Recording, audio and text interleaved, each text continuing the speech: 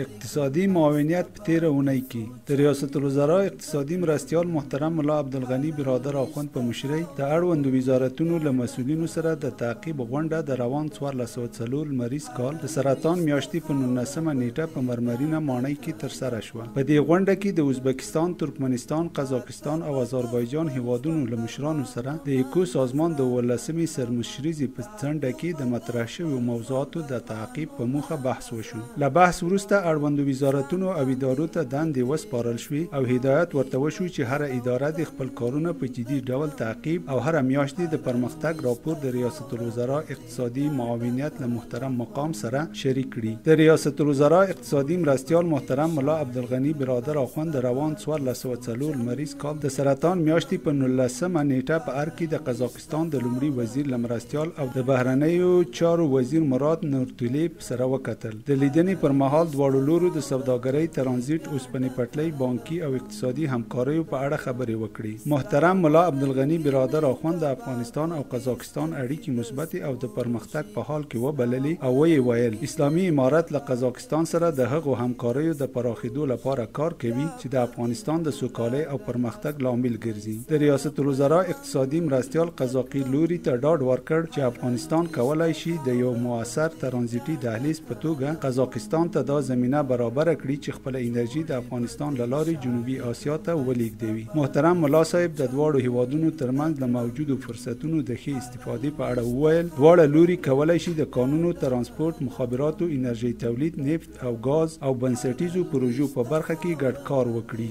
د دې لیدنې پر مهال د دواړو هیوادونو ترمنځ د کرنیزو توکو د حفظ او قرنطین د موافقتنامې پر لاسلیک کېدو، د اوسپنې پټلۍ له لارې د صادراتو او وارداتو پر زیاتوالي، د دواړو هیوادونو ترمنځ د نړیوال حمل او نقل او ترانسپورت په اړه د موافقتنامې پر لاسلیک کېدو، د افغانستان، ایران، قزاقستان او ترکمنستان ترمنځ په صنعتي، سوداګریزو او ترانسپورتي ډګر کې پر مشترکې همکارۍ، په دواړو هیوادونو کې د لویو سوداګریزو مرکزونو پرانیستلو او د ترانزیتي فیسونو پر کموالي بحث وشو چې په تطبیق سره به یې د دواړو هیوادونو ترمنځ د سوداګرۍ کچه 3 میلیارډ ډالرو ته ورسیږي. ورپسې د قزاقستان د لومړي وزیر مرستیال او د بهرنیو چارو وزیر ښاغلي مراد نورتلیب خبرې وکړې او ویې ویل قزاقستان چمتو دی چې د هرات تورغونډۍ اوسپنې پټلۍ پروژه کې عملاً د 500 میلیون ډالرو په ارزښت پانګونه پیل کړي. هغه افغانستان ته د برېښنا وارداتو د زیاتوالي، د قزاقستان بازارونو ته د افغانستان د کرنیزو محصولاتو انتقال او د قزاقستان په ازادي او زمان بانکونو کې د افغاني بانکونو د حسابونو پرانیستلو ته له خپل لوري چمتووالی څرګند کړ. په پای کې د دواړو لورو ترمنځ د هرات تورغونډۍ اوسپنې پټلۍ پروژه کې د قزاقستان له لوري د 500 میلیون ډالرو په ارزښت د پانګونې د پیل په موخه تفاهمنامه لاسلیک شوه.